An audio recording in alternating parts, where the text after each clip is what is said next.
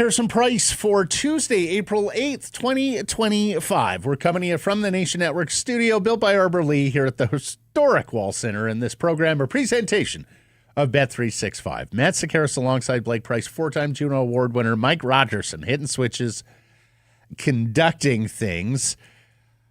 Big show coming up as we discuss the Vancouver Canucks final road trip of the season and point forward towards the summer and next year. We're into next year, buddy. We are. Surrey Mitsubishi Polka. We got a couple running at Sakaris Price on X and YouTube. Which Dallas Stars free agent should the Canucks pursue this summer? Jamie Benn, victorious Jamie Benn, Matt Duchene, or Michael Granlund? All of them unrestricted free agents, all of them with some experience at center ice. And, of course, Blake Price, we know that the 2C is the biggest hole with the Vancouver Canucks as currently constructed. That is, of course, assuming that Elias Pettersson is retained through the summer and gets back to being a 1C. I don't think you want Jamie Benn at his age prowling the center of the ice. I think that's the danger there. Granlund, despite his prolific season this year, how many more years are you betting on that sort of production? And Duchene's the oldest of the bunch, I think, isn't he? So, again, Ben is the oldest of the bunch. Sorry, Ben, yeah, of those two I meant. So, I mean, I don't love any of them, to be honest. But I suppose I would go into the tape a little bit, look at the skating of Duchene versus Granlund, and see whose motor seems to be left. Duchene can skate. Well, it certainly has been able to, but can he still? Yeah. So a couple of things here. I voted Matt Duchene. I voted Matt Duchene. I mentioned this last week. I'm warming up more and more to the idea of Matt Duchene. Is he age appropriate? Of course not. But this is a Vancouver Canucks team that has forever eschewed rebuilding. Presuming that is the case, that doesn't give you a lot of leeway and latitude in terms of how you're going to fill a second-line center role. I mean, Matt Duchene has been around forever because he started playing in the NHL at 18 years old. He turned 34 just a couple of months ago, January. And he is also number 2 amongst free agents in scoring. With 79 points, he trails only Mitch Marner at 94. He has 9 more points than John Tavares, who is the same age as him at 34 years old. I was surprised to see Jamie Benn still takes a healthy number of faceoffs for the Dallas Stars. So he does play in the middle from time to time. Ben's production is down. He is 45 points now. So, I mean, you look at Duchene, he's a full 35 points better than his colleague, Mr. Benn, at this stage of the game, and roughly the same number of games played. Michael Granlund is an interesting utility club. Now, he hasn't taken a lot of faceoffs. He doesn't play a ton in the middle anymore.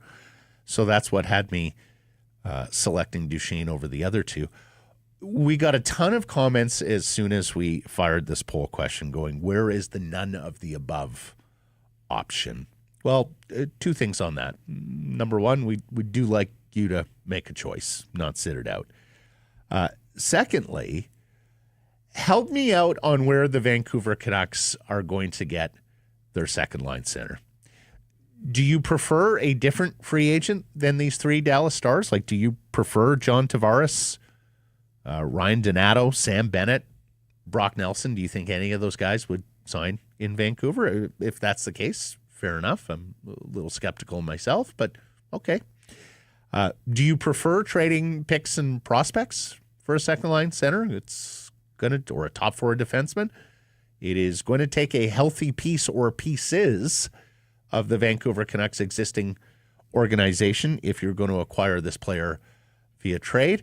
Are you willing to risk an unsuccessful offer sheet? And here's the thing. We have indulged Mr. Price in his pet project about offer sheet second-line centers, whether that's Marco Rossi, whether that's who are the others? Mason McTavish, some of the other RFAs who are offer sheetable this summer. But here's the problem with the offer sheet. So you sign somebody to an offer sheet, the other side has, I forget if it's 7 or 10 days to match. If they do in fact match, and of course most teams are flush with cap space, right? Like it is hard, it's going to be hard to be predatory on a team without cap space like St. Louis was with Edmonton last year.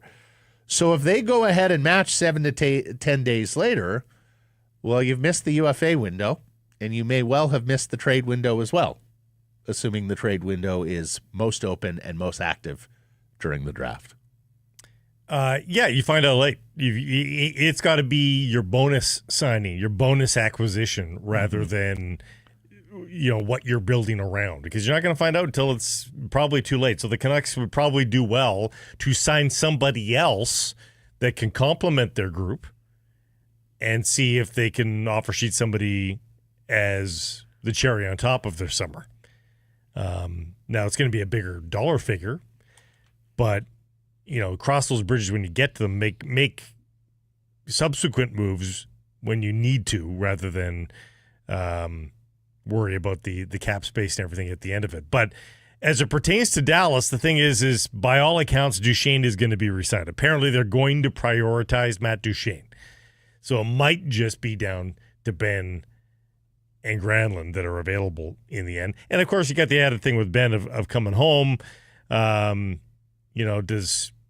there any want on his part to play for the Canucks before his career is done? Would there be a hometown discount there? He's got more game left in him than Corey Perry did joining the Oilers, per se. I think he can be a bigger contributor than that.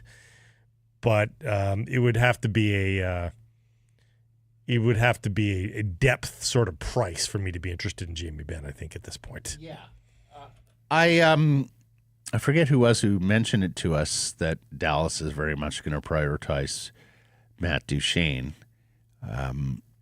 Here's the problem. I'm showing them with very little cap space for next year. That's why the offer sheet works. With Dallas? Oh, sorry. Yes, we're thinking of... Yeah. In fact, Canucks News Summaries did a fantastic transaction tracker document. I would suggest you go on out and take a look at it at V Canucks News on April 3rd, casting forward to this offseason. And they're showing Dallas with about $6.25 of cap space, projected just over $3 million. There's some RFAs there in Maverick, Bork, Nils Lundqvist. Maybe they walk away from them. They have other UFAs there in Dallas as well. Mason Marchment, Matt Dumba.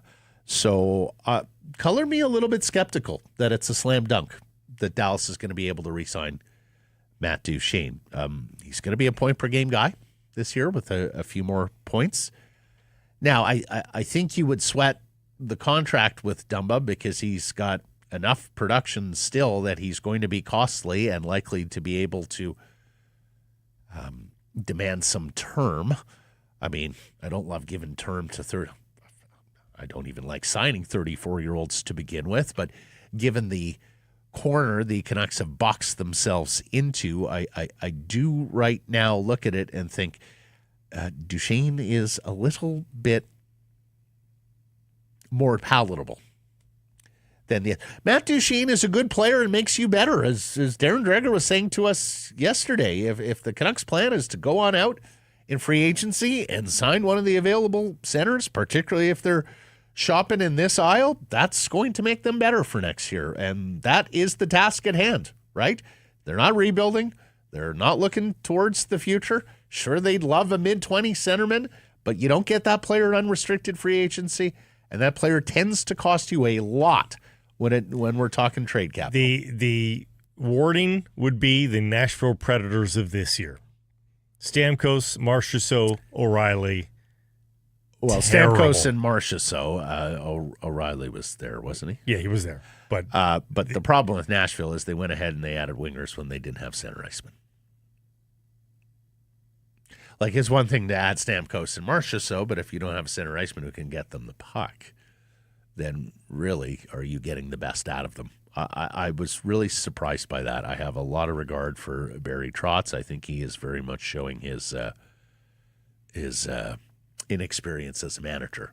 It's one thing to go out and collect talent. It's another thing to actually have the puzzle pieces fit together. Three of your top 4 offensive pieces are not early 30s, mid 30s, solid mid 30s. Yeah.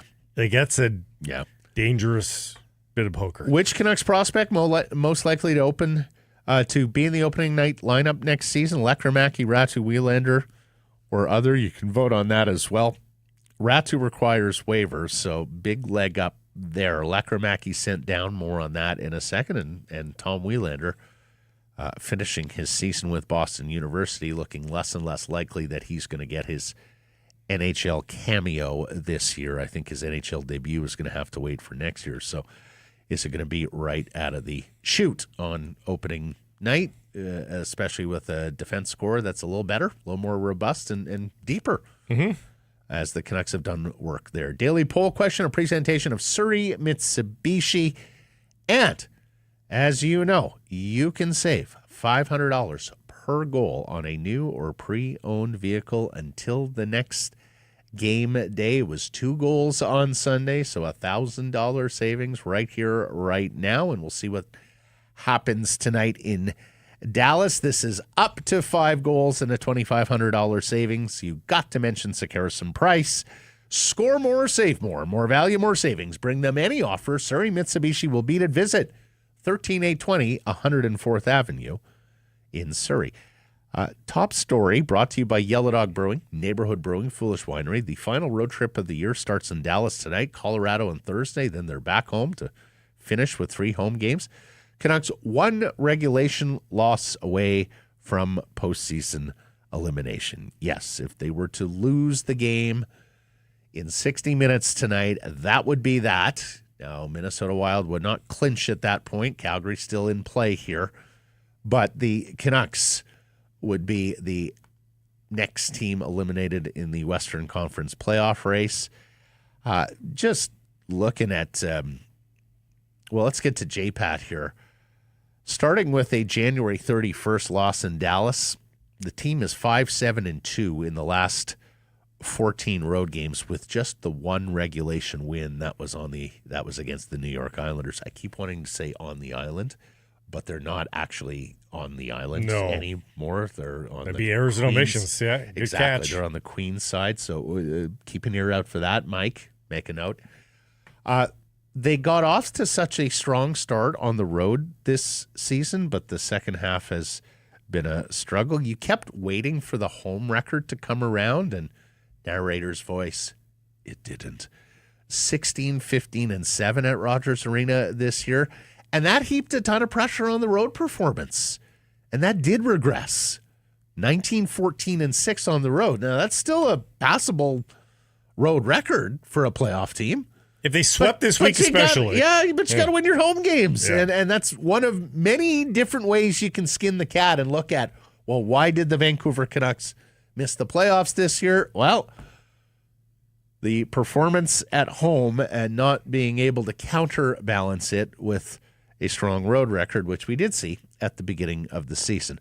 Let's get to Lekkerimäki. Sent down to Abbotsford this morning.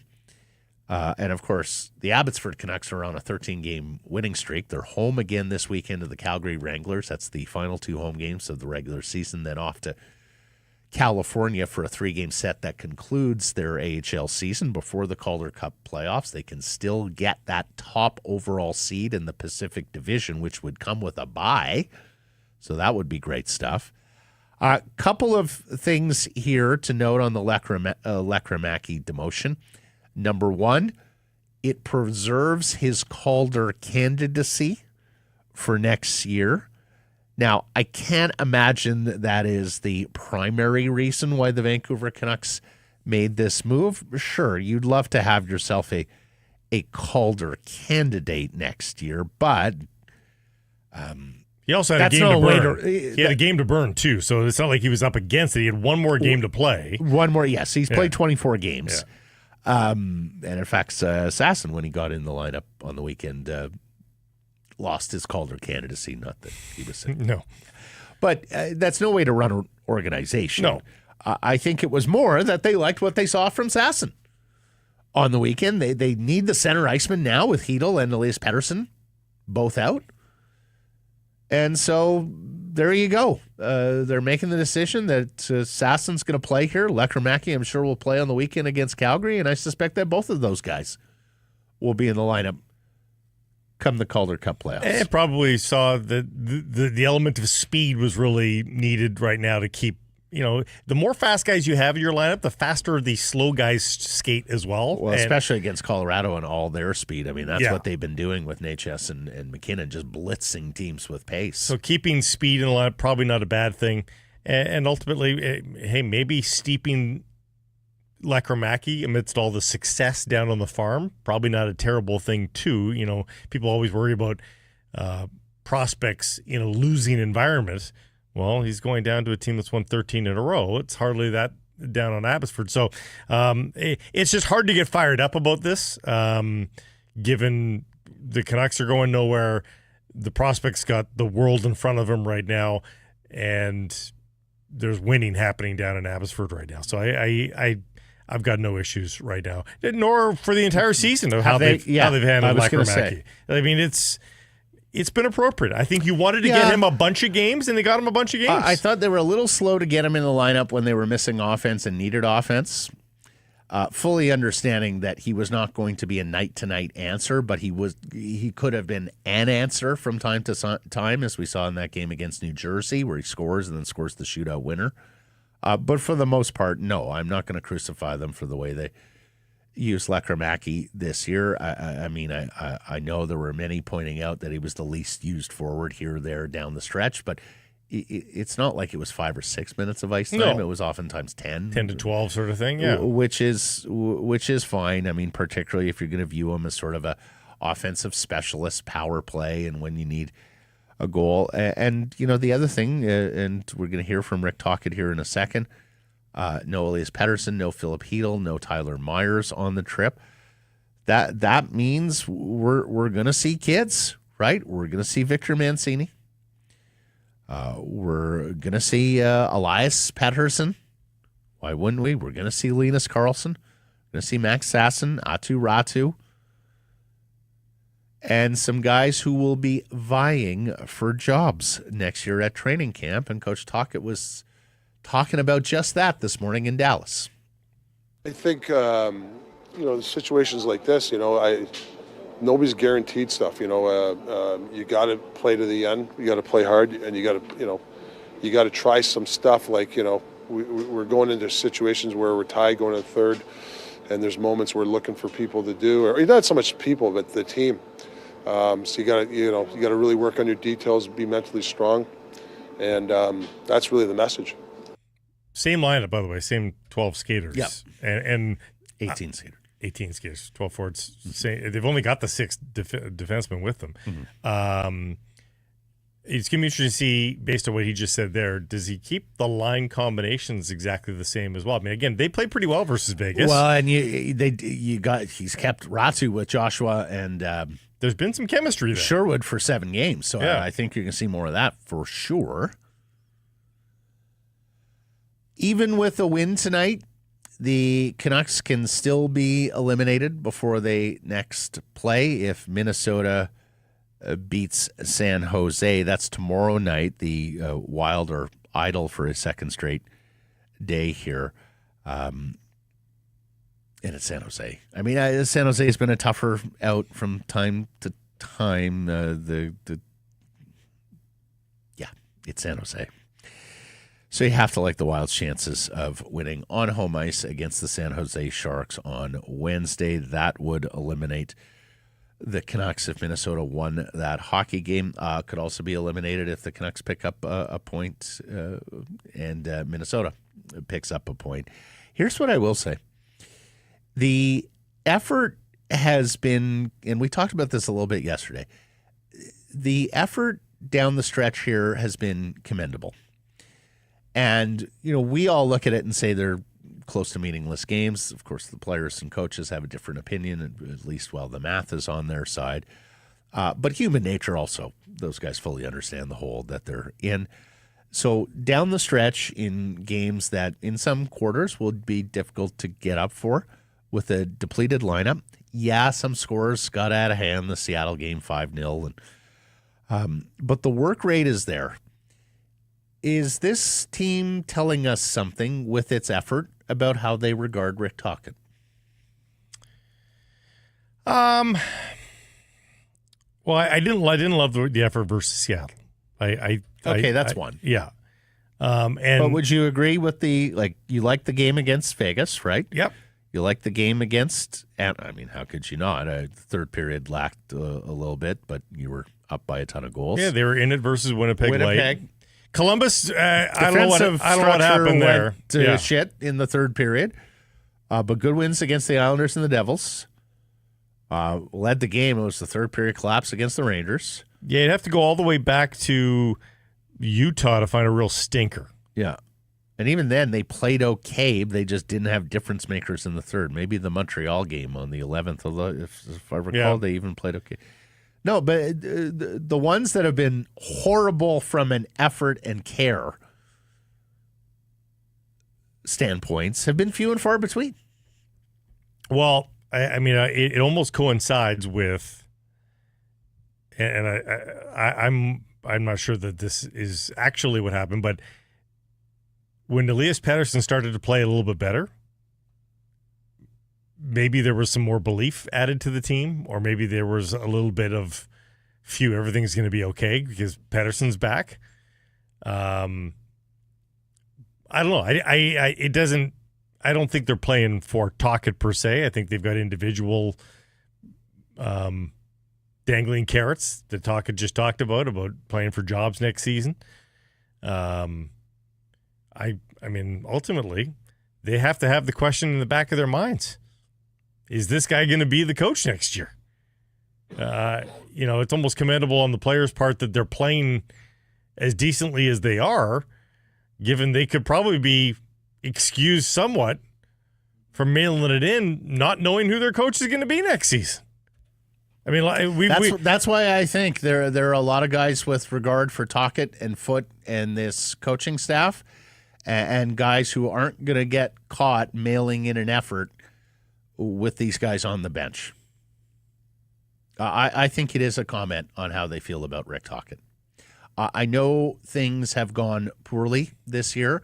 I know Rick Tocchet has made a boatload of mistakes this year, whereas last year he had the Midas touch. I know there are a number of you Canucks fans who think this guy is not the coach, who look at his record, who look at how few offensive players have flourished under him, think that he is a principal reason behind Elias Pettersson's decline or behind the Vancouver Canucks' lack of goal scoring. And I think there's a lot of fair commentary in all of that. I also think, much like we were saying last year, at a pretty regular rate, there are a lot of players who hold Rick Tocchet in the highest regard, who respect him as a former NHL player, who respect the game he played at the National Hockey League level, the career leader in Gordie Howe hat tricks, who respect Rick Tocchet's coaching resume, not just the head coaching stops, but the assistant stops, chiefly with Pittsburgh, and who respect Rick Tocchet as a communicator, who both can play the tough guy and be the one who holds them to account, but also be the guy who wraps an arm around and, gives them that coaching love from time to time, builds them up when they need it. But we don't have to go that far back to find a slew of stinkers. Like, after the Four Nations break, the first 6 games out of there were horrific. And at that point, we thought, is this team giving up? Who was missing? I don't remember who was missing. Quinn Hughes. Well, I know, but we're talking about effort. We're not talking about results. Okay. Like we saw them come out and they look terrible. I think that's easily explained. I think, and again, I know some people accuse me of this. I am not Rick Tocchet's biggest defenseman. They were on an absolute heater when the Four Nations began. They had won 3 in a row without Quinn Hughes going into that.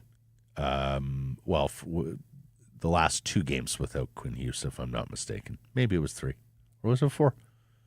Did Hughes play in the Detroit game? Did he play in the Colorado game where they won 3-0? But they were on a heater. They were on a heater going into the Four Nations. I think they recognized that the Four Nations break came at absolutely the wrong time for them. They were finally finding their game. No, he did not play the Colorado game. No. And also, I didn't play Detroit either. I think they, like everybody else, including Team USA, thought Quinn was coming to the rescue in those games after the Four Nations. And then, lo and behold, how many did he miss coming out of that tournament, Blake? Was it 6? Something like that. Yeah. But again, if we're just measuring effort, I think that hurt their spirit. But again, it didn't hurt their spirit before the break.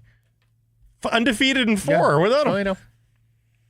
I just don't think players. I just think when your best player, who is so important, when you expect him back and he's not back, I just think that takes a toll. But you talk to players. The difference between going into a game thinking we're going to win and going into a game going, oh, this is going to be tough. You talk to players and ex-players. They don't generally think beyond the bounds of a game, first of all, and a season most certainly. And as much as I just said, you'd be excusing, I'd excuse a player for being distracted about who's the coach next season. Really, from the anecdotal evidence that I've heard from players, they don't think about next year. They don't think about who's going to be the coach next year. They don't think about it.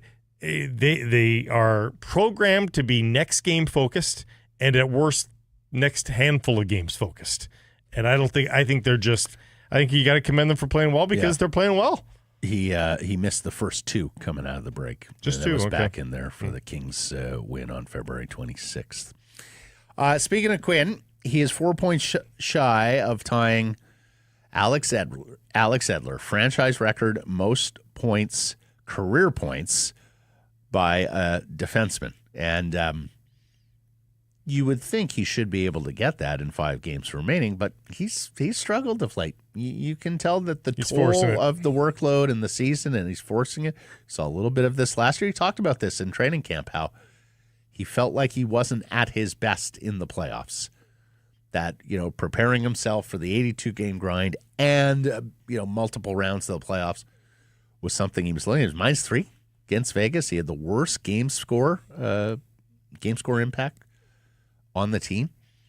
That is one of several statistical milestones to track for these Canucks in the Final 5. Team goal scoring race. Besser has 25. DeBrusk has 24. Suter has 22. Who winds up leading them in goals? Connor Garland, he's 1 goal away from 20. It seems like he's always 1 goal away from 20 coming down the stretch. Mm-hmm. Will he get to 20? You would think so in 5 games. Kiefer Sherwood, 3 goals to 20. Is that possible? Will the Canucks get him shooting opportunities in what's left? 441 hits. It would take quite a pace to get to 500 hits, be the first ever to get to 500 hits. He'd have to do what? 59. So he'd have to do like 11, 12 hits per game over these 5. But is that achievable? And how many forwards are going to get to 50 points? Brock Besser is 1 point away at 49. Garland needs 5 points. DeBrusk needs 6. Suter needs 7. So they would have to get on heaters. Speaking of heaters, you know who I think would put this little goal in his head and say, I got to go out and do this? And it's a long shot. Nils Höglander to 10 goals. 3 goals in the next 5 games. Yeah, well, because if he can get to 10 goals And again, 9, 10, does it really matter? Just to get double digits back there after the season that was for him, I think would be a salvage to some degree. Last year, he had one stretch in November where he scored 4 goals in 5 games. If he can replicate that, get 4 goals over a 6-game span, gets a bonus game, he gets to 10 goals, and all of a sudden, it just doesn't seem like quite the washout year that it seemed like 8-10 weeks ago, and consider how good he looked the other night, I think he could flirt with it. I think there's a couple more goals here for him, and can he add the single more? He got 23 seconds of power play time against Vegas. Yeah, if that gets bumped up, maybe if they give him a little more leash there. Yeah. Do you give him power play time over Connor Garland? I would, honestly. I would. Yeah. I like Garland a lot, but set up like that in that format, I actually would prefer the play of Oglander. One more thing on Quinn Hughes, and our friends at Canucks Army have had this conversation. J. Pat participated as well. He's going to be invited by Team USA to play at the World Championships. Do you go? And the context here, of course, is not that he's in any risk of not being named to the U.S. Olympic team. 4 nations, the World Championships, the federations do tend to put some stock into players who go and represent. He missed the 4 nations. No, you don't go. That's the easy answer from the Canucks point of view and from the point of view of a Canucks fan. What do you think Quinn will do? He's pretty 50-50 in terms of predicting it. I mean, he looks exhausted. I think he is exhausted. He's banged up. We know he's got 2 to 3 minor things that he's playing through right now. I mean, if he's honest with himself, Matt, the answer is unequivocally no. The only thing that might do it is just sense of obligation. And the fact that, them being eliminated so early here, he's going to get 2 to 3 weeks off before he has to play a game for USA. Tournament starts Friday, May 9th. Of course, they'll centralize before that, and tournament is in Stockholm.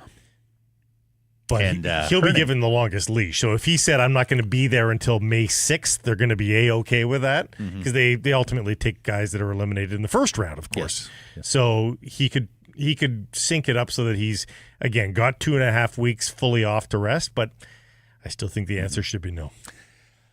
What are our friends at Yellow Dog up to? Well, you like beer. Do you like a lot of beer? There's an historic first as of today for Yellow Dog for lots of beer. Their very first large format 15-pack. You wanted more beer in one box? Yellow Dog's giving you more beer in one box. Outstanding. The Rescue Lager. Every sip of the crisp, refreshing brew contributes to Yellow Dog's passionate partnership with the SPCA as well. Together, they can help give every animal the chance that they deserve. Cheers to Rescue Lager. Drinking more lagers these days. Yeah, me too. I'm glad to see that because oftentimes I go, do I get the 4? Do I get the 12? Boy, I wish there was a 50. Then it just becomes your house beer. Anytime you want a beer, it's there. That's exactly it. Yeah. We'll talk about this with John Shannon. Not much by way of playoff races this year, huh? I mean, Calgary can still catch Minnesota. They're 4 back with a game in hand.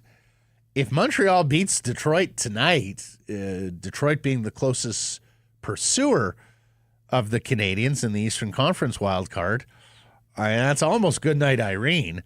Ottawa has all but clinched. In fact, the Senators have played so well they can catch Florida for 3rd in the Atlantic. A lot of this has to do with St. Louis winning 12 in a row, and they finally lost last night. Montreal winning 5 in a row going into this game against Detroit.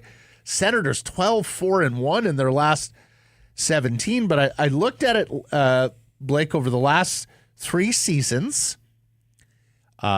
So excluding the year we went to made up divisions coming out of the pandemic. Yeah. So last year there was a 6-point difference between the last wild card and the first team out in the West. Vegas 6 better than St. Louis. Washington, Detroit tied. Washington got in tiebreakers. Year before, Winnipeg was 2 better than Calgary. Florida was 1 better than Pittsburgh. Year before, Nashville was 3 better than Vegas. Washington was 16 better than the New York Islanders. It would be awfully disappointing if we're looking at like 5 and 6 point gaps at the end of the day in both wildcard chases this year. Yeah, you got to be a little bit careful just looking at the final because you don't know that mathematically they were eliminated 2 games prior and they just milked, Right. They rose up, but it gives you some. There's no accounting for 16 points, but I hear what you're saying. Yes. But, I mean, we just know the feel. Like, there's been no race to speak of, really, in the East. We've kept an eye on some surging teams. Columbus surged for a while there. Rangers surged for a second. But, really, it's been Ottawa and Montreal above the bar for some time now. Yep. And St. Louis, you're right.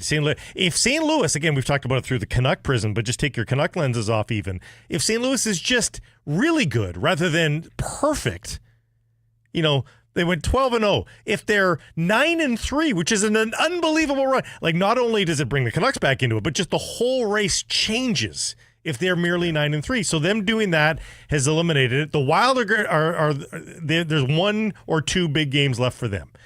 And here's the other thing. They'll probably play one more game without Kirill Kaprizov. So they drop one of the best players in the league into the lineup within the next 2 games. And Eriksson Ek is around then too. So Calgary's only getting away with a starless Minnesota Wild team for a little bit here. So they need the Wild to lose tomorrow. And they play San Jose. Yeah. They need the Wild to lose tomorrow. So I have long been a proponent. I'm actually in lockstep with Gary Bettman on this, that I do like the playoff format of divisional over conference. I like the fact that breeds rivalries. What I will say is, as I watch these playoff races, and I understand that a 3-2-1 system could create larger swaths in a given year. Yeah. But also for the specific playoff chase, when there are 3-point wins available to you, I find myself wondering what that could rot. I also just find myself wondering if that is a more authentic and deserving way to reward a regulation winner over a winner who is winning in 3-on-3 overtime or a shootout. We'll have more discussions on this going forward. And in fact, we'll talk about it with John Shannon. And there's been much ink spilled on the 3-2-1 topic. Mm-hmm. Historically, there's not a lot of change. No, I know. It's about hope, Blake. Yeah. When you have 3-point wins available to you. It also just intrinsically feels like it is a more fair barometer of where teams are. Like, it just feels like that. It's about fairness. It's about meritocracy, and like, just do the exercise with the Canucks and the Wild right now. If there were 3-point wins available, the Canucks with 5 games left can get to 15 additional points, right? So you can't coast as much if you're the team in pole position, in playoff position, when you know that there are teams that have 3-point wins available to them in the chase back. There's been a lot of years, especially in the Sedin era, where the Canucks were great at regulation wins. Like, they just and it didn't discern between the team that went past 60 minutes and was aces in the shootout. It just seems more fair. But if the proof is in the pudding, it's in the pudding, and it says that it doesn't change much.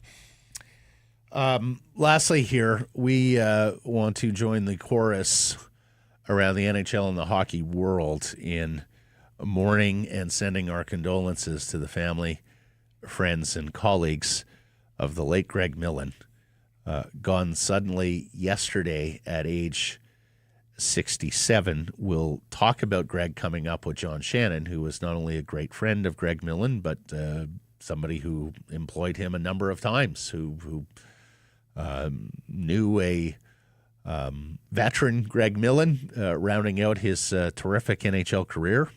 And he played nearly a decade and a half in the NHL as a goaltender, and said, "You're going to be a great broadcaster," because the way he told stories and was a personable and engaging guy. And in terms of his broadcasting career, he did regional games, was the primary color analyst for 3 of the Canadian 7 franchises, and was also quite associated with the Vancouver Canucks and the Montreal Canadiens at different times of his career, just by the way they chopped up the Hockey Night in Canada broadcast teams, where he was often here calling Canucks games in the early days of the doubleheader, and then later in his career, often side by side with Bob Cole covering Montreal Canadiens games from the Bell Center. So, with the exception of Edmonton and Winnipeg, he pretty much touched them all in terms of Canadian NHL teams. Which is proof, Matt, because he is probably the first broadcaster that I remember being accused of bias against a given team. For sure. And what you just said is proof that there wouldn't be any, because he's been in the home corner of pretty much every Canadian team. He did not have any working bias against him, but it's proof, and Ray Farrar will back anybody up on this too. It's just about the lens and the chair that you're sitting in on any given night and how that team is playing. But I remember just in terms of him meeting social media, and when social media started to rise up, I remember that's the first time I had heard him and Simpson getting it around the same time. Well, it started even before that, Blake, because in the early 2000s, so he was the original color commentator for the Ottawa Senators when they came in the league in the early 90s. And he would get such a rough ride on local radio because he also did Leaf games on Hockey Night in Canada.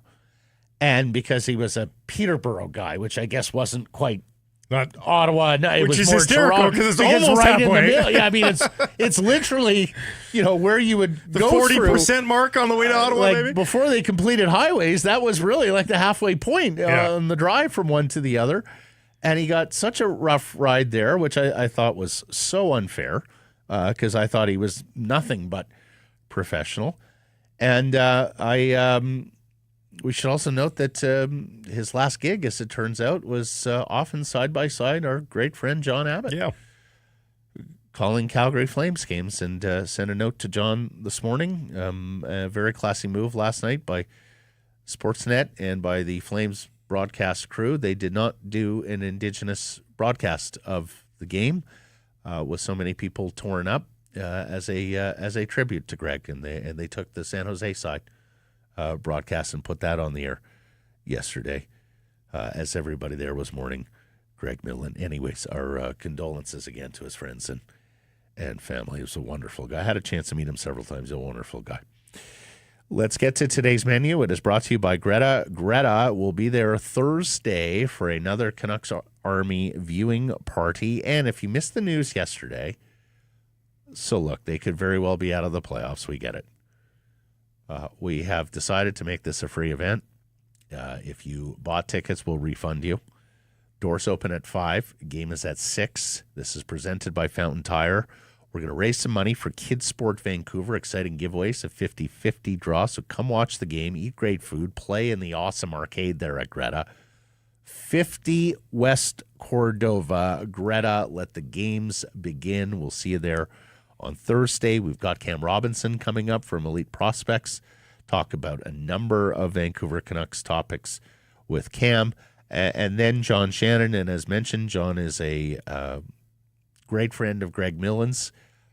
In fact, so much so that he got a little emotional talking about his friend and talking about Greg out here doing Canucks games. Good stories, yeah. When Hockey Night in Canada went to the doubleheader some 30-plus years ago. All that is coming up, Blake. Time now for our Bet365 Bets of the Day. This segment proudly brought to you by Bet365. I'm on a bit of a heater here. I've won 3 in a row. By all means. Well, you've already foreshadowed what I was looking at on today's menu with these Vancouver Canucks, and that is the aforementioned Nils Höglander.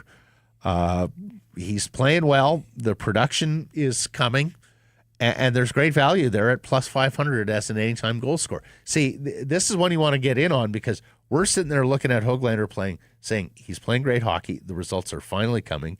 He's getting his just rewards and desserts. The book hasn't caught up yet. No. Because they're looking at a 7-goal scorer, and they're pricing him accordingly. So plus 500 on Höglander. It's a big number. As an anytime goal scorer. I'll look ahead to tomorrow's CONCACAF Champions Cup match for the Vancouver Whitecaps. Brian White's at plus 300. He got his goal taken away. Yes. In leg number 1. He'll want to put that one back on the board. Days later, too. Yeah. It was so... But that's not where I'm going to draw your attention. I'm just going to draw your attention to the game. Plus 290 on the visiting Whitecaps, who, again, have the potential to bring Messi to Vancouver with a result there. More on that coming up later. Yes. Breaking news coming in from Bet365, where every nail-biting overtime win is a barn burner, every face-off hat-trick, power play shot on goal, penalty shot, every suspenseful minute in between is amazing. Whatever the moment, it's never ordinary at Bet365, an official partner of the NHL. Download the Bet365 app. Use code NATION to get in on the games. Must be 19 or older. Please play responsibly. Cam Robinson coming up next.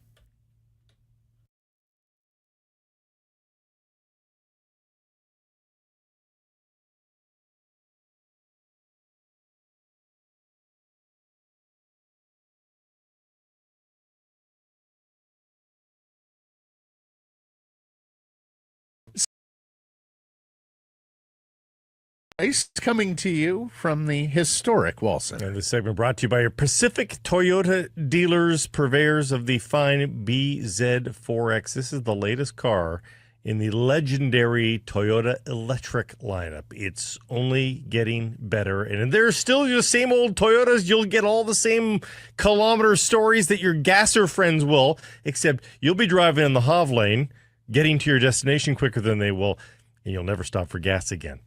Same Toyota quality, just a little bit different. Go check it out. Up to $6,500 in rebates, 0.99% APR financing for 36 months. Why wouldn't you? Shop Toyota.ca or head to your nearest dealer.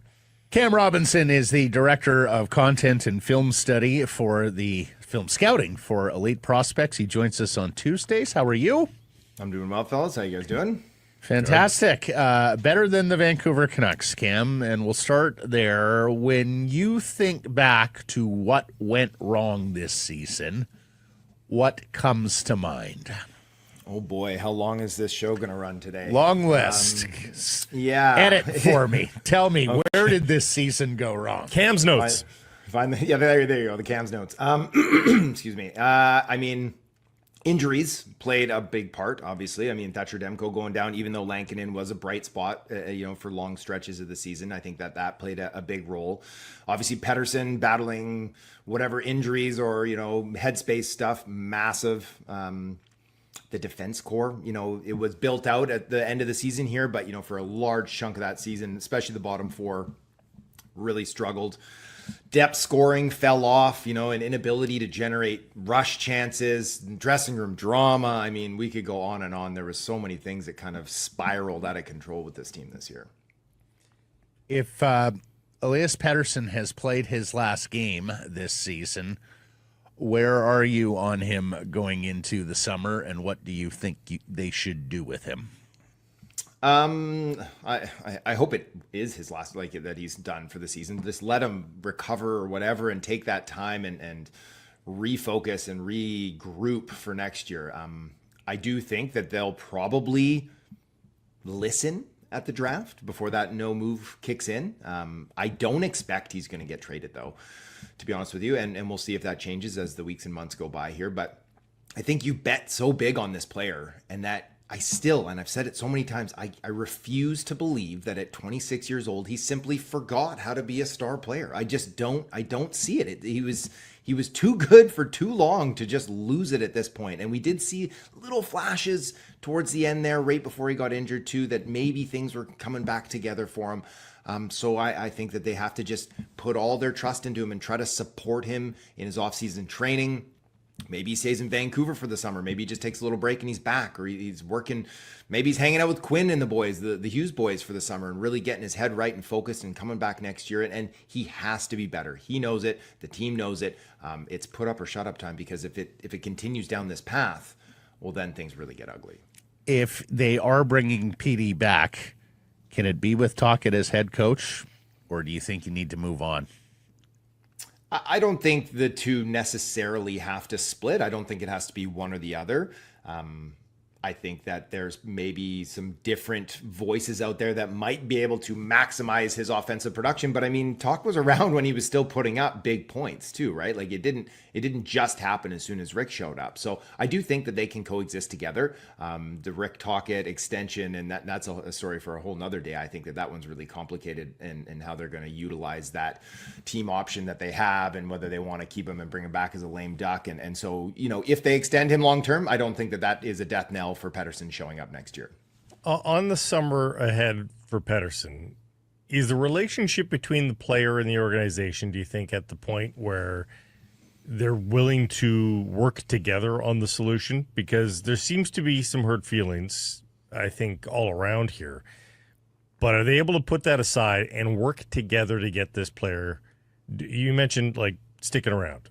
Absolutely. Or ensuring that he's got the proper direction in Sweden if he's going back, like working together. This is the plan. We're both going to work here to make sure that you're where you want to be in September. It sounds like he wants to get to that place, but it's just about how they get to that place for training camp.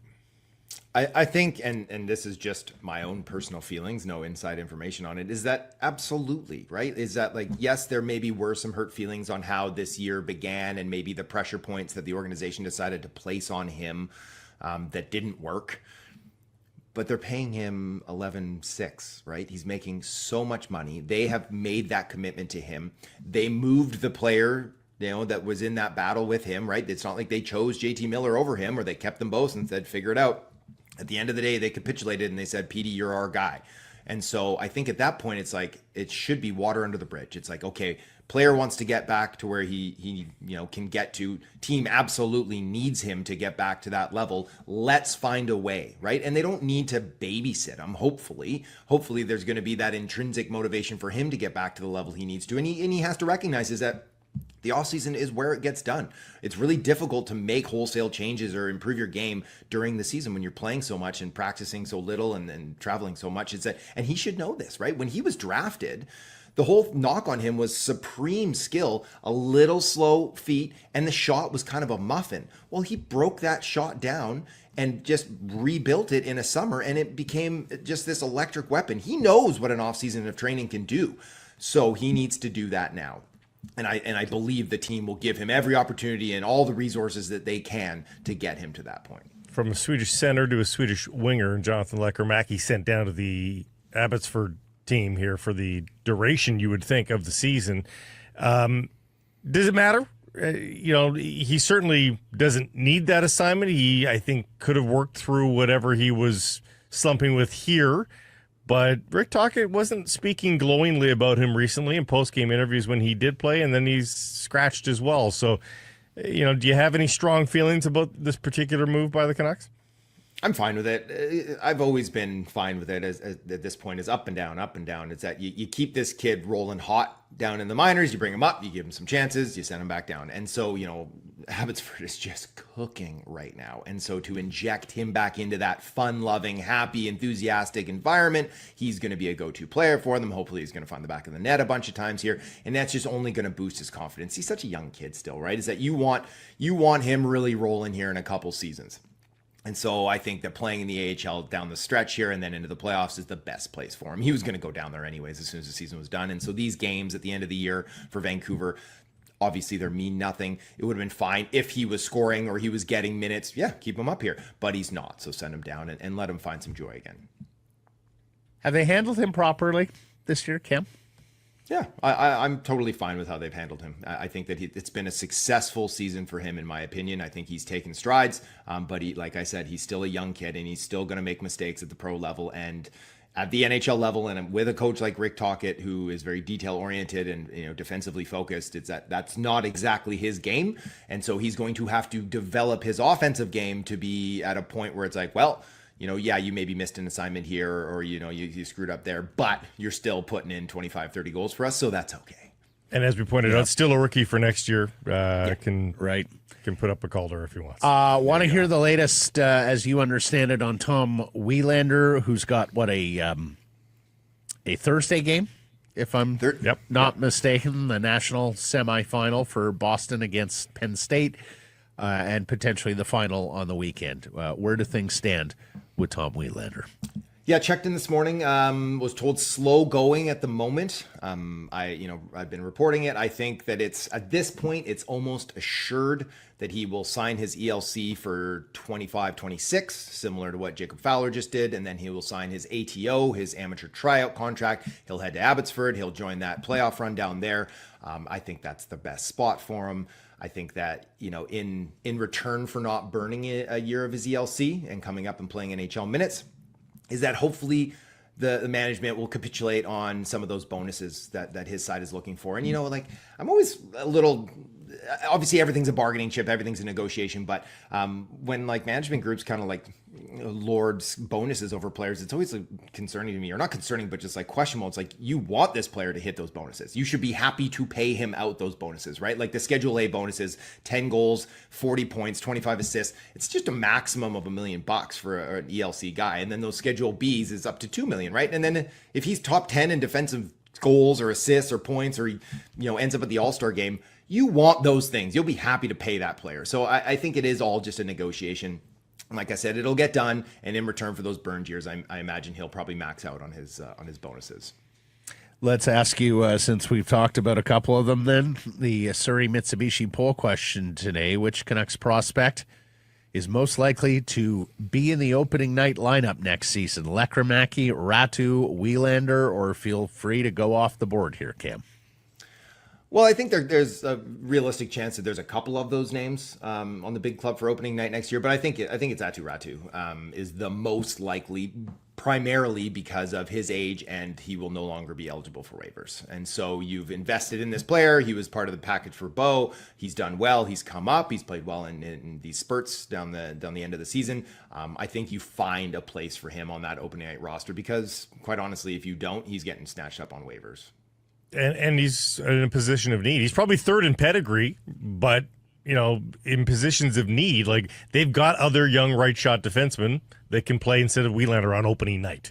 They've got other wingers. They don't necessarily need Lekkerimäki, but they probably will need centermen. And we'll see what the offseason brings. But do you think Räty's got the capability of having the big summer alongside Elias Pettersson? Is he another guy that can have a big summer and show himself as a full-time NHLer next year? Absolutely. I look at these young guys in their early 20s. It's that every summer we're hoping to see a big level jump, because these are the years, right? Is that you have 2, 3, 4 months to hit the gym, to really work on your explosiveness, right? You're out at the track, you're doing your A sprints, you're doing your B sprints, you're getting out there, you're trying to get that quick twitch fibers going, and then add that strength and conditioning as well.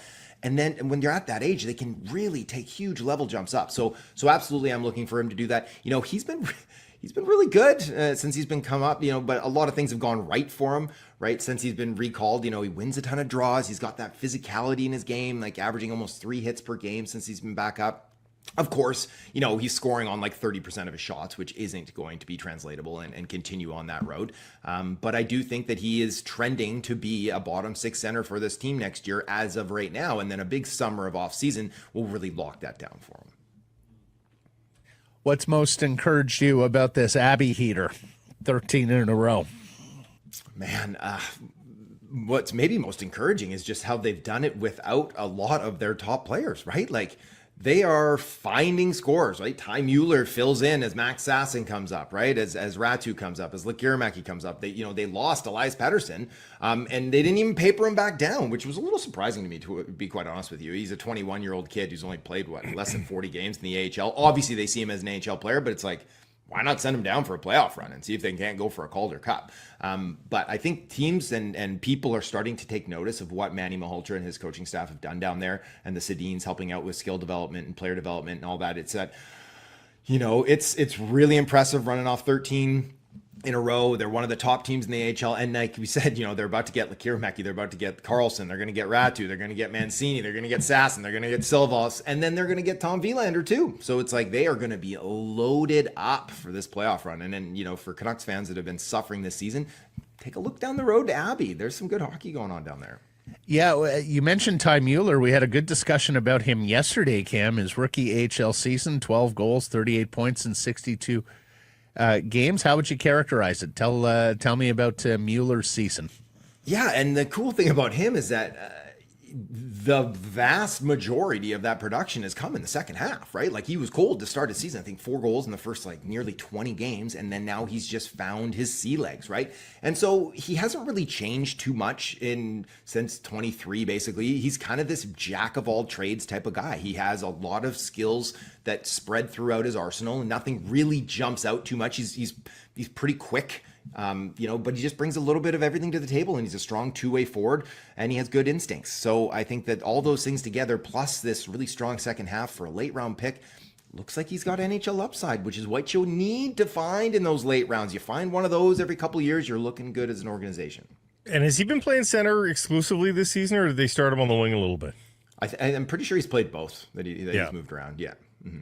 One other nice story we've seen is in the junior ranks. Anthony Romani in Barrie in the OHL playoffs, ripping it up, and he had a decent season overall despite the trade mid-year. Speaking of late round finds, we've been monitoring him a little bit because he looked great in his draft year. He looked like a decent jewel late in the draft as well. Is that continuing here for Romani? 8 goals in 5 playoff games. Leads the OHL in goals, or co-leads it anyways after 5 games there. Romani, so he was a draft +1 last year, drafted as an overager, later birthday. I think he's a July birth date or something like that. But, he ripped off the 110 points or 112 points or whatever it was last year, and really kind of set the tone at, this is a dominant junior player. Had a difficult time to replicate that this year. Obviously, moving from North Bay to Barrie, good for him on moving to a good team. Barrie's a very strong team this year. But only about a point a game guy. But that broken collarbone, right? It cost him nearly 4 months of action. It's hard to recover from that midseason. Really interested to actually see if he goes back for a 20-year-old season. If I'm guessing, I'm probably guessing he goes back, even though he had that monster season. And that Abbey's such a deep club too, is that you could put him in the coast, you could put him in the ECHL, but I think they probably send him back for a 20-year-old season. But yeah, he's cooking in the playoffs. They've got Kingston now in round 2. Those two teams are incredibly well matched. I'm pretty sure they had the same amount of points this season, same amount of wins. They are right neck and neck. So he won't have nearly as easy a time keeping that heater going. But really, really offensive player who, if things break right, it's a project, it's a development thing that you got to hope for, but maybe you find yourself another depth piece late in a draft, and again, big win if you can. Excellent stuff, Cam. We thank you for your insight here today and look forward to catching up next week already. Appreciate it, fellas. Take care. Sekeres and Price from the historic Wall Center. This season on the golf course, I feel really good for Matt Sekeres because every time that he lips out a putt, he's not going to be sad anymore. He's going to be happy because that bogey on the scorecard means a sip of bogey juice. Comes with a reward. Bogeyjuice.com for the most fantastic solution to your mediocre game of golf. Bogey juice. You can buy it in shots. You can buy it in bottles and turn it into a cocktail alongside your favorite club soda. Bogey juice from Resurrection Spirits is spectacular. Apple, ginger, a little simple syrup, and top shelf vodka bring it all together. Check it out at bogeyjuice.com. Use the promo code SP15 for 15% off Bogey Juice products and merch. And again, you can get it in small format or big format. It makes a great cocktail as well. Bogeyjuice.com. We'll get going tomorrow at Northlands on Bogey Juice, I'm sure. Here's John Shannon, the most famous man from Oliver, British Columbia, the executive producer, former of Hockey Night in Canada, show 100% Hockey with Darren Millard, Monday, Wednesday, Fridays. And John, we start with heavy hearts today because I know you were great friends with Greg Millen and also someone who at several points in Greg's life hired him to call games. A thought or two about Greg. Hey, this has been a tough 24 hours since we got the news about Greg's passing yesterday morning. Yeah, I hired Greg.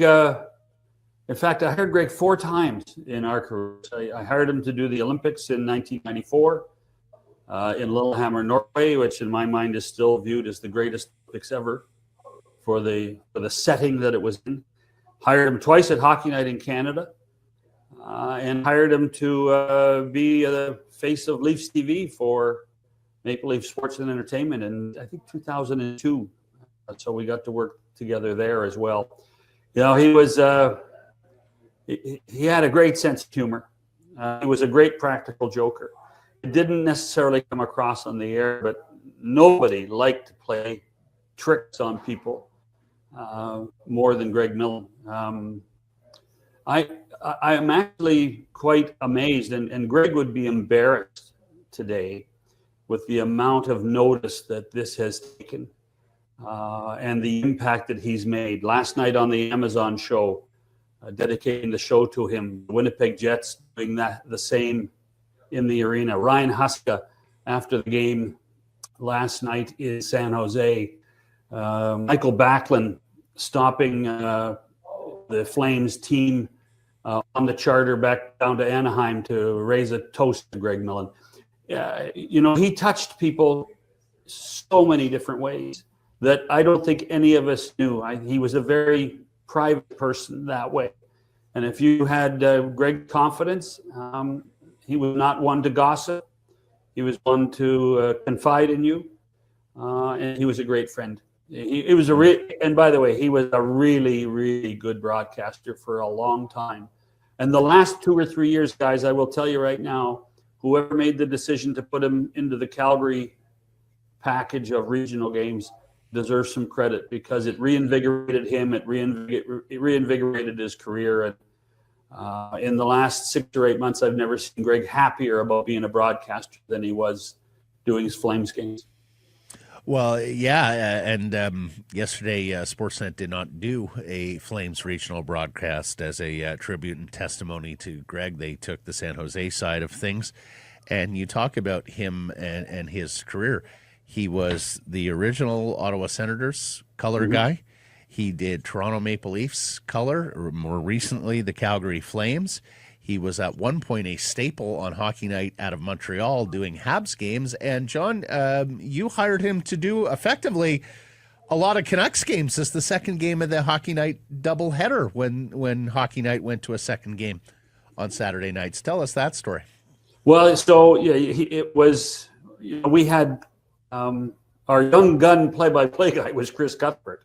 So young gun, yeah, he was our young gun, and and Scott Russell was our Western host, and for a period of time, our guy to do color in the West was Greg Millen, and so in the mid '90s, Greg and Chris and Scott became the go-to guy on the doubleheader.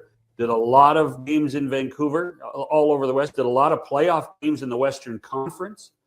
You know, we had Bob and Harry do the East, and then Greg and Chris and Scott, and both Scotts, in fact, when Scott Russell left, Scott Oak came on board. They would do the West game. So it's funny. I always, as you know, I'm very proud to be from British Columbia, and I would talk to my mother every once in a while about the show. What did you think? Did you like the game? Did you like the announcers? And she would always say, whatever you do, don't change my voice. And Greg was one of those guys. Sorry. Yeah, sorry, John. I can tell you this story about Greg when he started doing Ottawa Senators games, and it was some time in. I was working at the local paper there, and he would get a pretty rough ride on sports radio as being a Toronto guy this, a Toronto guy that, and at one point I wrote a story about all of it, and the next thing I know, I get a call from one of the Senators beat guys, one of my colleagues, who said, "Hey, Greg Millen wants your number and wants to call you." And I said, "Oh, okay, sure." And sure enough, the phone rang a few minutes later at my desk, and it was Greg Millen, and he just wanted to say, Matt, thank you very much. I read your story. I really appreciate it. And, it's nice of someone in this market to stand up for me. So I can testify to Greg's classiness. And you're quite right, John. He was a remarkable broadcaster and a terrific fellow, and the hockey world is poor for his loss. The one thing that I don't think even some of his best friends would understand is that in the end, he had friends everywhere. Ron Francis, when Ron Francis, as an 18-year-old, got traded to Hartford, he lived with Greg and Ann Millen his first time around. Kyle Dubas was the general manager in Sault Ste. Marie. Greg knew of Sheldon Keefe as a coach in Pembroke. Sheldon and Kyle met for the first time ever in Greg Millen's living room. And what then happened was that, and Sheldon had been through some tough times, obviously, as a junior player and early on in his coaching career. And that meeting then led to Sheldon being hired by Kyle in Sault Ste. Marie, and then obviously in Toronto to coach the Maple Leafs. So Greg did a lot of this stuff behind the scenes. Friends in Winnipeg, friends in Calgary, friends, obviously tons of friends still in St. Louis. He drove every day as a player to practice with Brian Sutter and Bernie Federko. And would sit in the back seat and poke both of them and tease them both, and was a great teammate. So he was a great friend. We traveled together. We went on golf trips together. I last texted with him Sunday night at 8:00.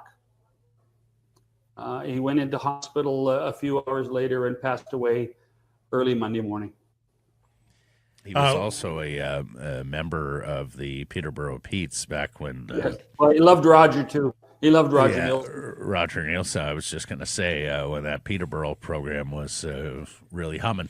He was no slouch as a goalie, guys. 14 no, years. Exactly. He played 14 years. 14 years in the NHL. Yeah, I mean, as I said, just that's a fabulous career to carve out. As we make a bit of a pivot, I'll segue by saying this. One last thing. He played with Keith Acton and Doug Jarvis in Peterborough, so former Canucks assistant, and I can remember the conversations and the relationship he had with Acton when Acton was assistant to Pat Quinn with the Leafs, and Greg was doing a lot of those games. I'd be interested to hear what Greg Millen would say is the greatest goal scorer of all time. He was, I don't have the stats in front of me. I'm going to guess that Greg gave up a few to Wayne Gretzky over his tenure because let's remember he was paralleled. He was Who a did teammate. Yes. Yes. They played together in Sault Ste. Marie. Back then. Okay. Yeah.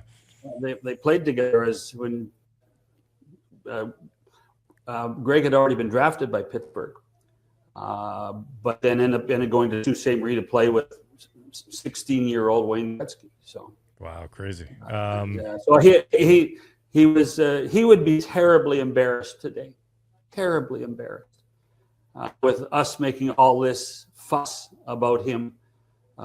We every once in a while, if you did a Hartford game when they were in the league, or you did a St. Louis game and you wanted to show a hockey card of Greg Millen, he hated it. He hated it. He didn't want it to be about him. He wanted it to be about the game. And he would get mad at the producer for showing it. Or he would get mad at the producer for, why are you putting this on camera? I want to talk about the players. I don't want to talk about me. So he was a consummate professional in so many ways. History this week in the National Hockey League with Alex Ovechkin, and the debate rages on, much as when LeBron started to pile up a lot of his hardware and records as well.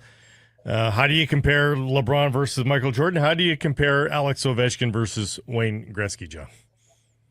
Well, I think when you talk about the greatest goal scorer, it has to be Alex Ovechkin. When you talk about the greatest player, if it's just those two in the category, you have to talk about Wayne Gretzky. So I think there's room for both.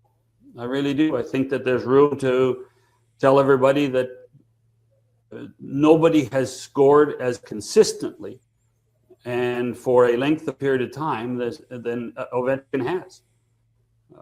I think there are a lot of us that never thought he'd catch Wayne, but the fact at the age of 39 that he's got 42 goals is remarkable. But if you look back at his statistics, all those years of 50s and 40s and 60s, you know, his lowest year of goal scoring was 24 goals. With a giant asterisk beside it, it was only a 48 game schedule. Mm-hmm. You know, that's what makes Ovechkin's feat of 895 and soon to be 900, I would imagine. So amazing. But as far as greatest player, I think that's a different category. And I think then you put Gretzky or Lemieux, Howe, Crosby in that category, as opposed to the greatest goal scorer being Ovechkin. He's 49 behind Gretzky for overall goals, regular season and playoffs. Anything leads you to believe he won't get there? 49 playoff goals is a lot of goals. No. 49 any goals. It could be any. This is combined goals in one's career. So he could feast next year with a good playoff run. Might get there that way. Yeah. Might just fall short. So he might need to stick around for 2 more years for that one to go down. And nothing would surprise me now of him sticking around for a couple of more years. Yeah, really. Yeah. Great. He's an amazing athlete. Give him credit. He's an amazing athlete. And I tell you what, I was a naysayer for years. I truly was. I was a naysayer. I thought he was too selfish. I thought that the Caps would never win if he was the leader. And time again, the stories that we have been told, obviously during this run, and others that have come up to me and told me stories behind the scenes, is that this guy has truly learned how to be a great leader. He learned how to be a great teammate. And it has now paralleled what he has done as an athlete. Well, John, there was some concern. You have to give him credit for that. There was some concern that the preoccupation with feeding Ovechkin to get these goals was going to side rail. They were not expected to be that good of a team anyway. And many thought that their preoccupation with this record would really derail this Capital season. And in the end, it might have floated the season. Like, who'd have thought that their preoccupation and their focus on giving him the puck, that's led to all this success? Well, you know, they have lost 5 of their last 7. And you know, in getting to this, to this point. But I think the nice thing about it now is that it is behind all of us, and I think that there'll be a relaxed Alex Ovechkin and a much more relaxed Washington Capitol Club as they, you know, try to clinch the Metro against Carolina Thursday night, as they try to still race for the President's Trophy, and then prepare for the playoffs. You know, and I think there's a real belief in Washington, and talking to Spencer Carberry, I think there's a real belief that they want this to be not just a memorable year of Ovechkin. They want this to be a memorable year for the Capitals, and that has to come with playoff success, and we'll see what that happens. Mount Rushmores are always pretty personal. But if you're telling me that Ovechkin's going to play a couple of more years, then I think there very well could be a world where he is legitimately on an objective Mount Rushmore of NHL stars when it's all said. It's hard to argue.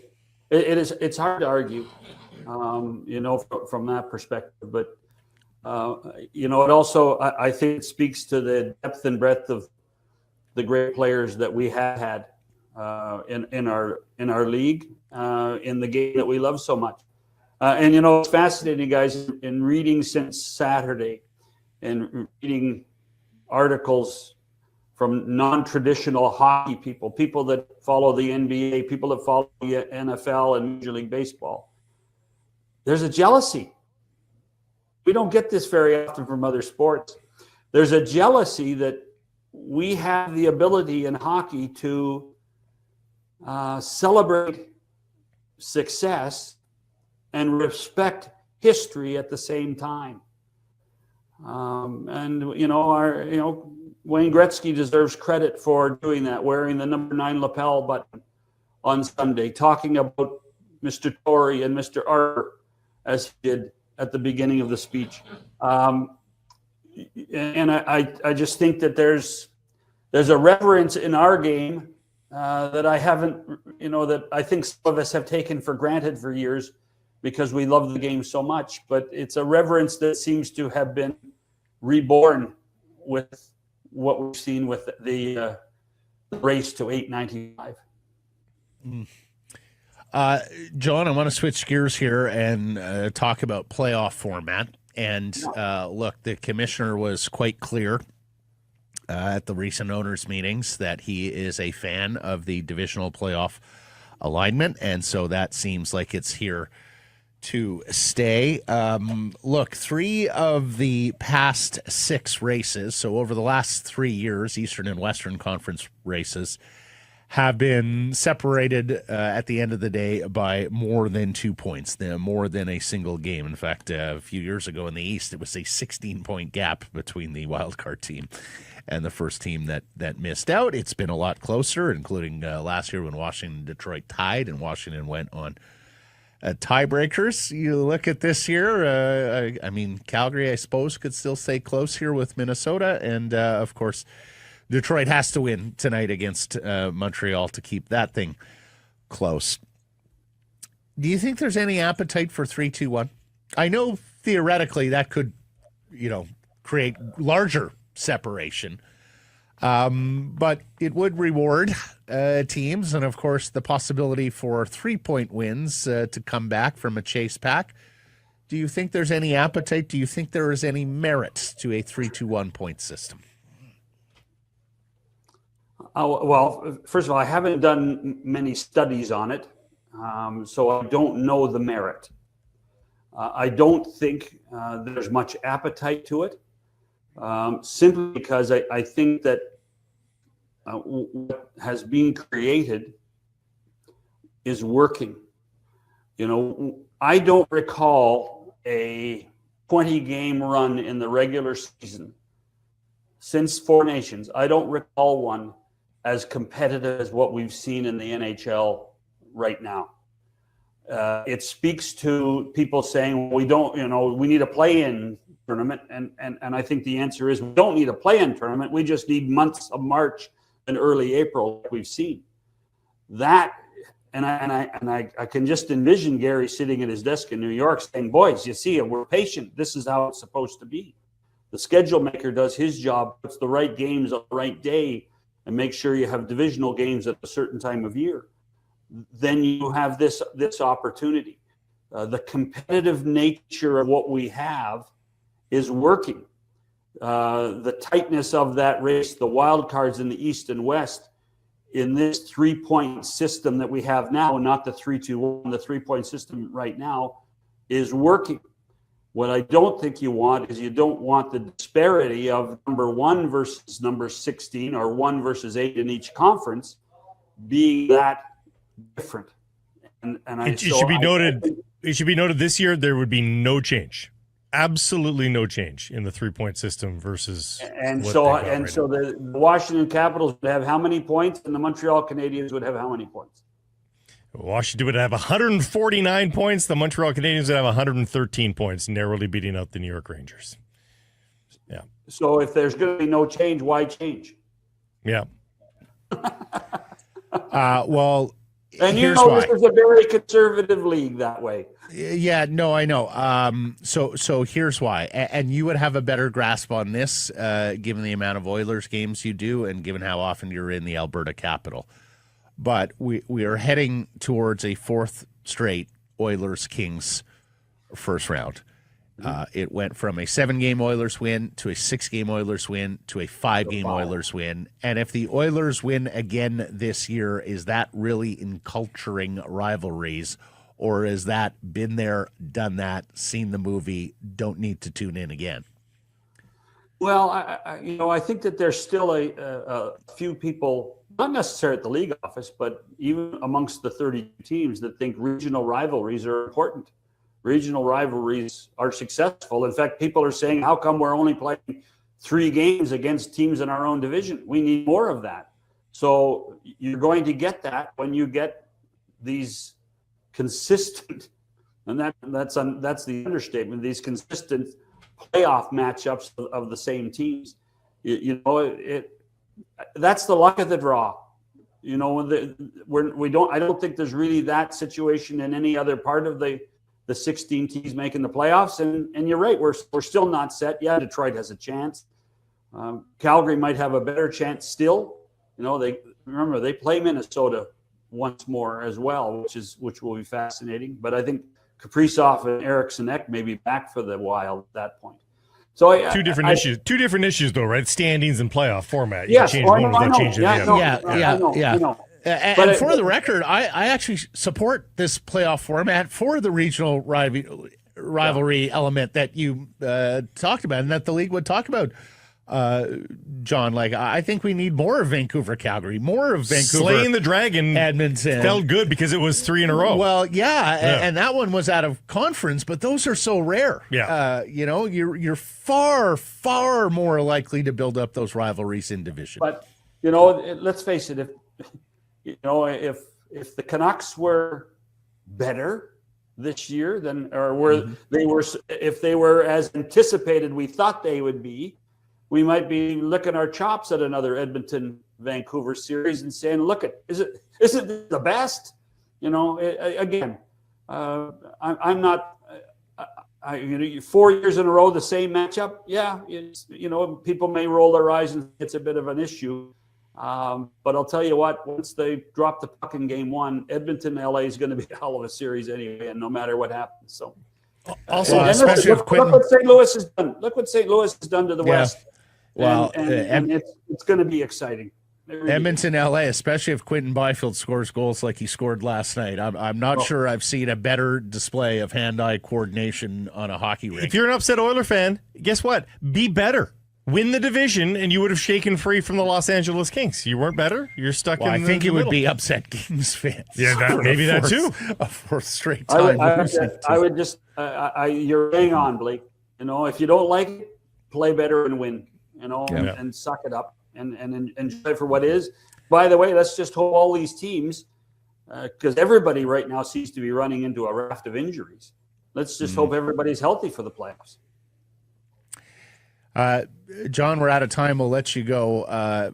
Very difficult day, so appreciate you coming on here today, sir, and being as honest as you were with us. Thanks, John. Thanks. Yeah, I will miss a day with you boys. You know that. Harrison Price from the historic Wall Center. If you have your tickets to the big game, why not make it a full experience? Stay downtown here at the Wall. Call 604-331-1000. Ask for the Harrison Price rates. Some blackout dates apply based on availability. Well, Blake, Masters Week, and that means the first golf report of the season brought to you by the Arnold Palmer designed Whistler Golf Club. And Brian Harmon, Open champion. Min Woo Lee, rising star on the PGA Tour. Victor Hovland, former Tour champion. And Rory McIlroy are your last 4 winners on the PGA Tour. And Scotty Scheffler has been stalking second place in his last appearance at the Houston Open a couple of weeks ago. He's 6 for 6 in top 25s, including a couple of podiums in a limited schedule this year. Rory is looking to break the 11-year major drought at a 5th major championship and, of course, complete the career Grand Slam at a rainy, at least to date, Augusta National. Yeah, and apparently there's been some hurricane damage to the course. So there's some, like on 10, you can cut the corner a little bit now, and players are excited about that.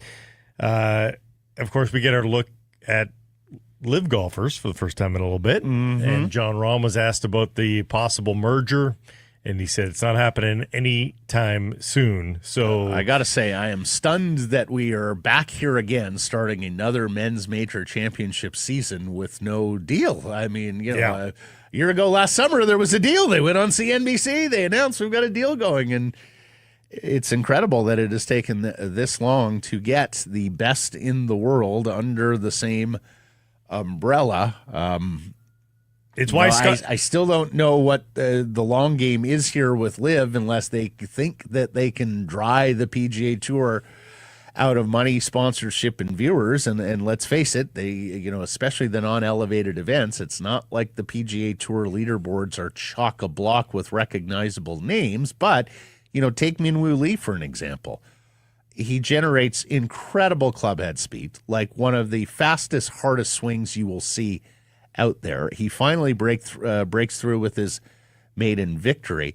The PGA Tour still has that ability to create star. They have a star-making machine that I'm not sure Live Golf does, despite, Answer and Neiman and some of those guys who have progressed in their career. There's a more grassroots way of testing that too, Matt, is when's the last time somebody said, hey, did you see what happened on the Live Tour this past weekend?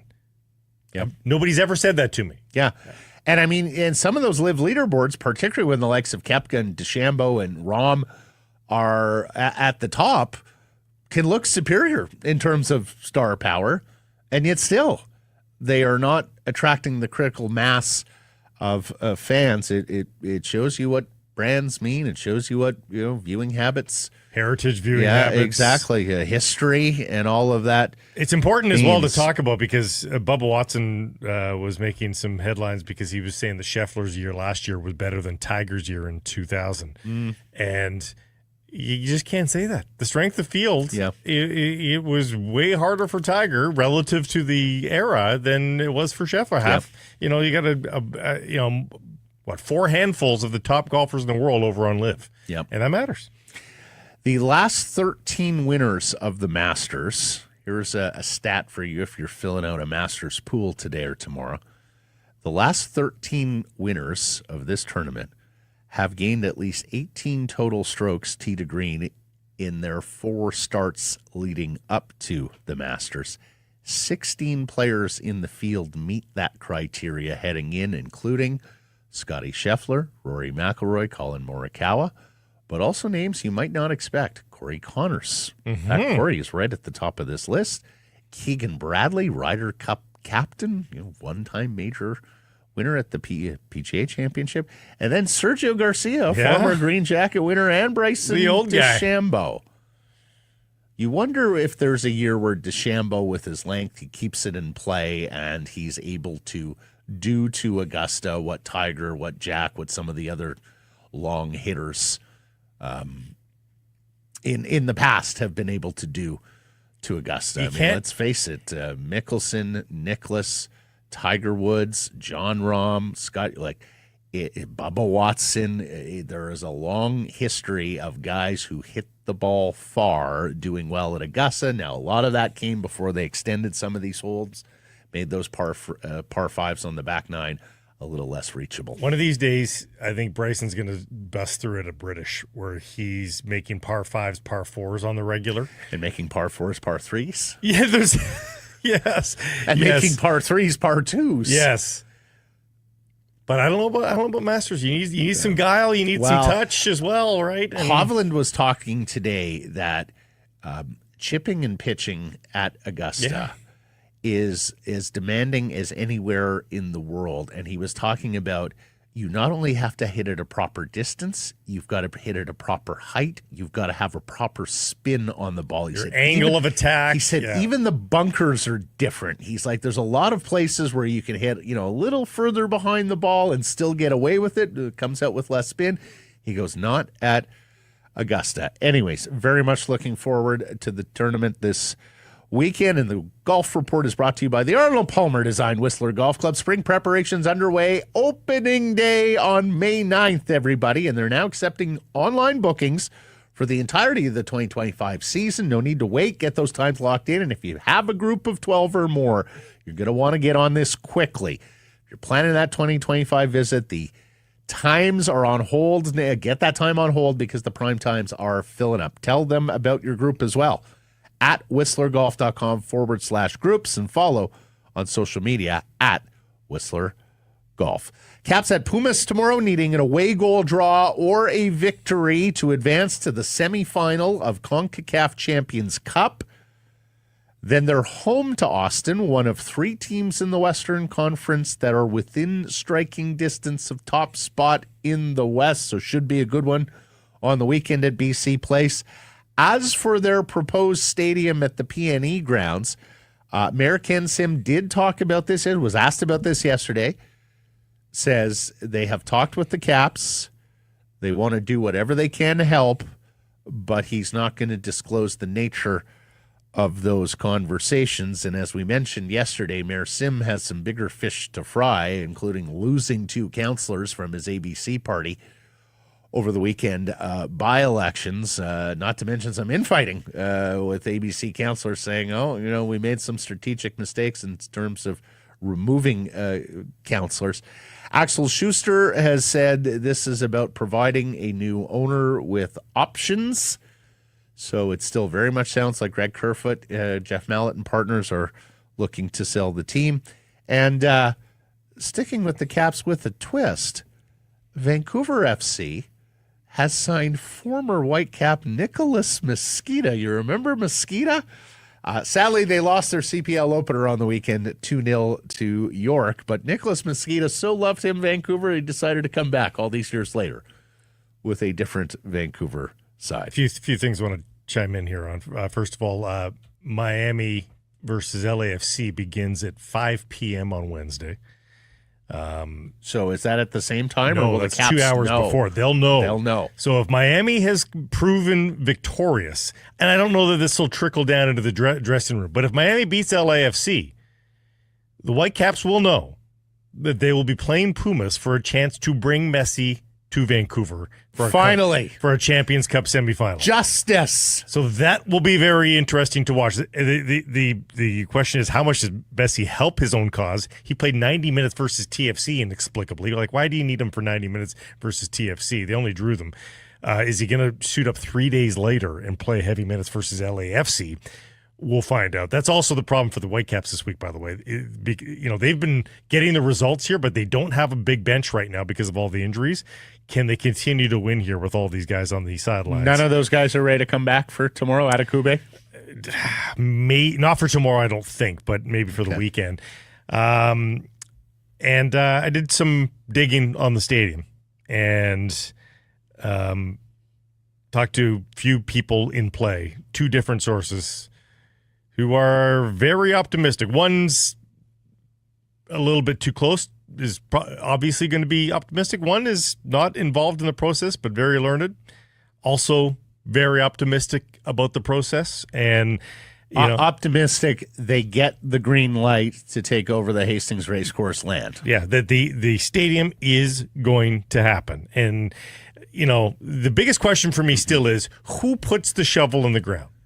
Like, does it need to be Kerfoot that puts the shovel in the ground so that the buyer is confident that it's absolutely happening? Or can the ball be put on the tee solidly enough that without a shovel in the ground, a prospective owner goes, okay, then we'll come in. I still have trouble seeing Kerfoot putting the shovel in the ground because then you're into a massive capital expenditure, and of course he's looking to get out. Well, it's just leverage, and it's temporary leverage because it's months later you get your $700 million, right? Now, the good luck. Well, with the stadium, it's a different price tag than what we've been talking about, right? So, yes, I agree, but also good luck. If it was an enterprise that sold tickets at huge freight, or if it was an enterprise that had massive television deals, I could understand a little better. The other thing I was thinking about, so you're not going to be financing the cost of construction of the stadium, which of course, very few Canadian jurisdictions over time have had an appetite for. But the ones that have had public monies invested in them have been multi-use facilities. Mm-hmm.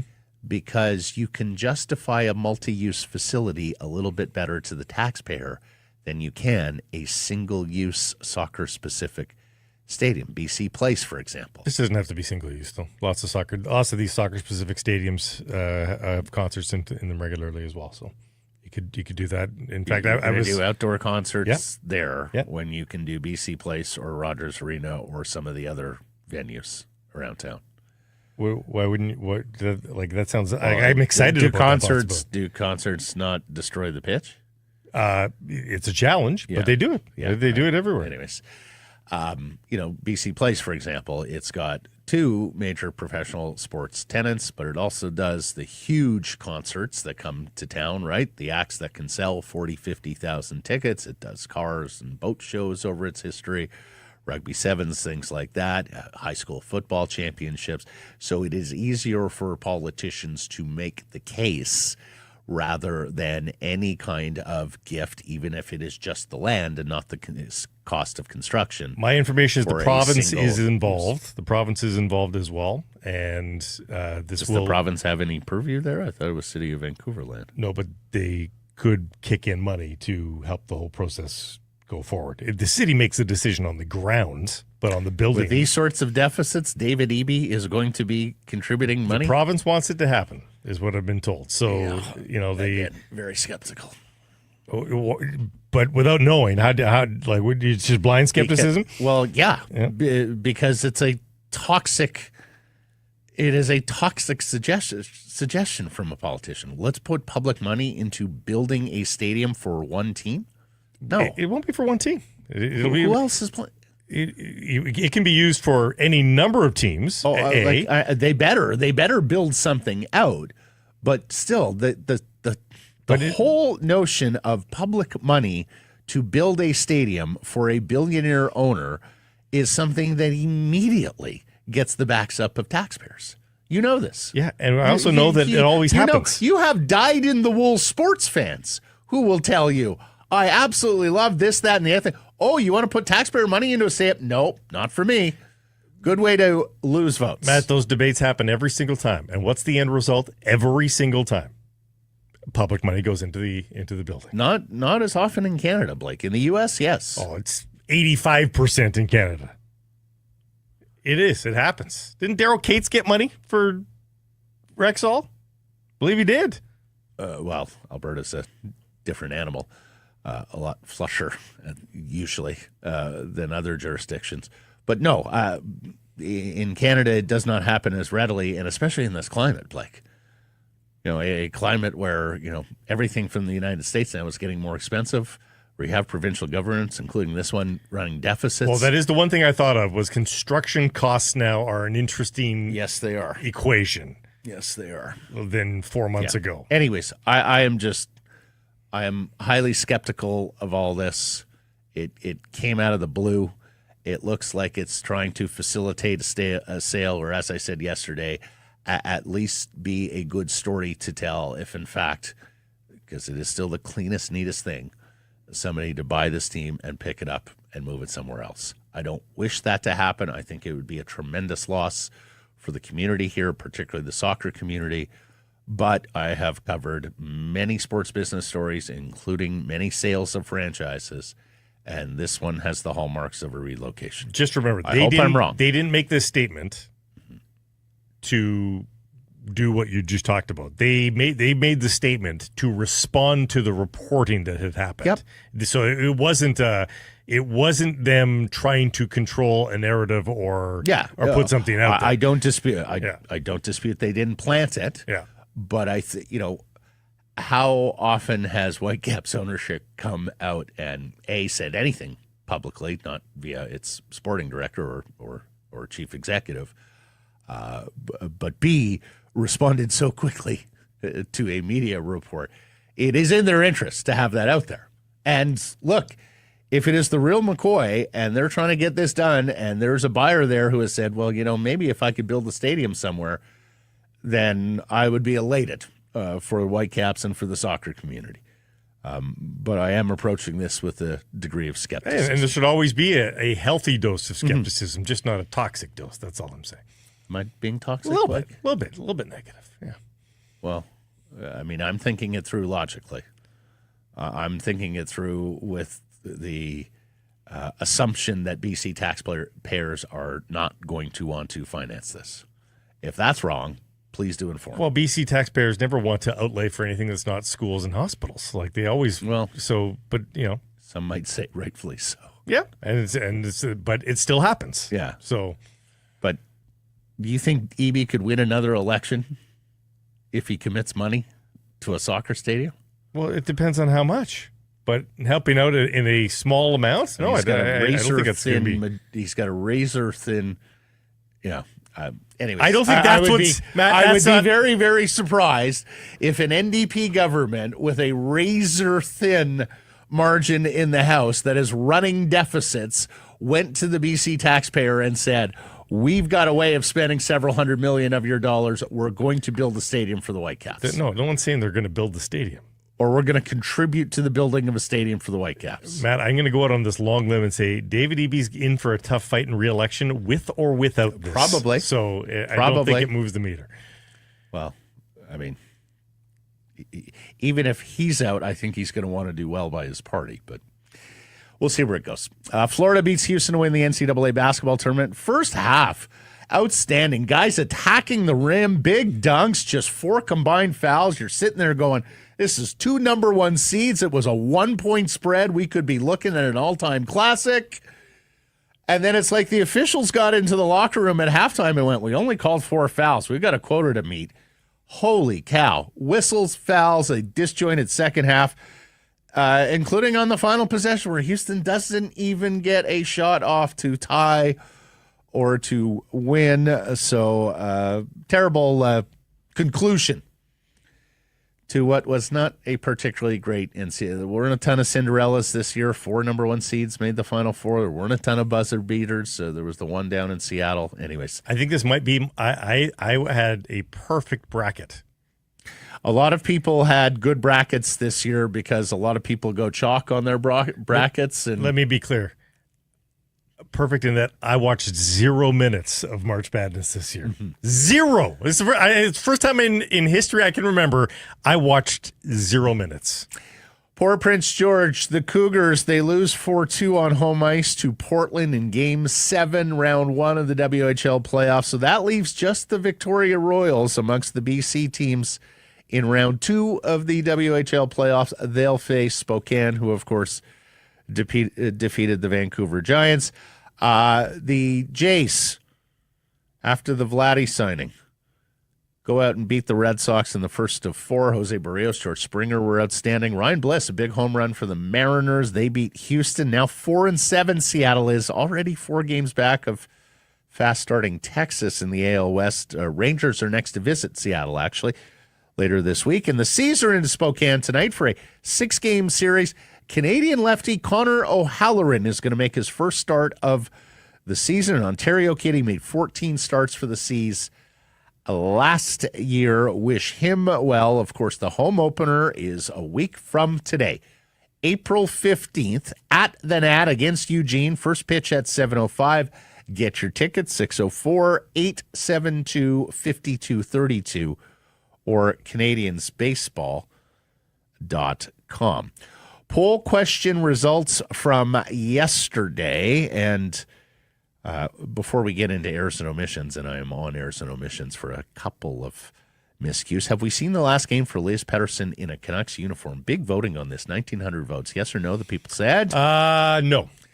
Correct. Percentage? 70. 64%.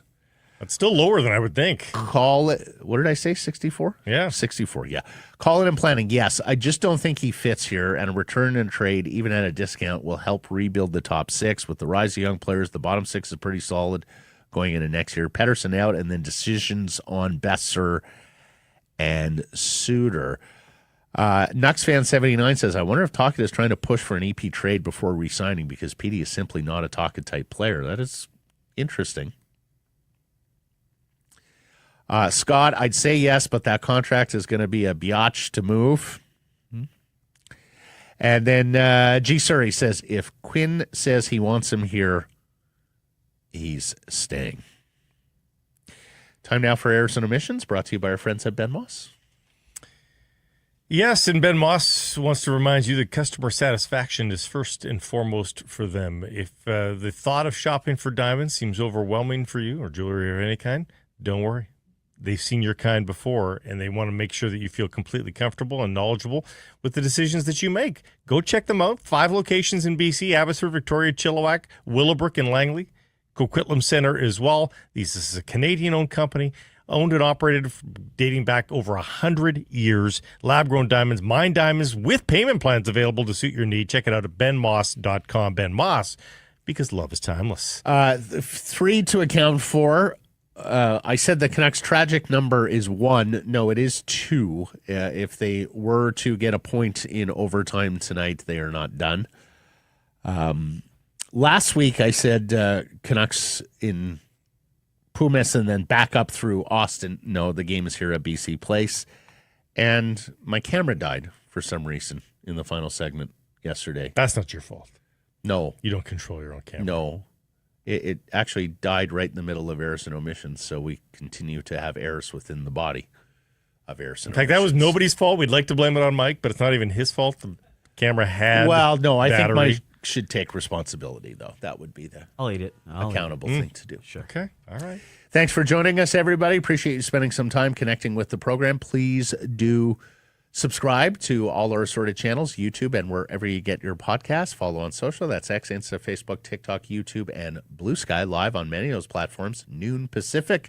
And, of course, support the community sponsors you hear us talking about. Keep it local.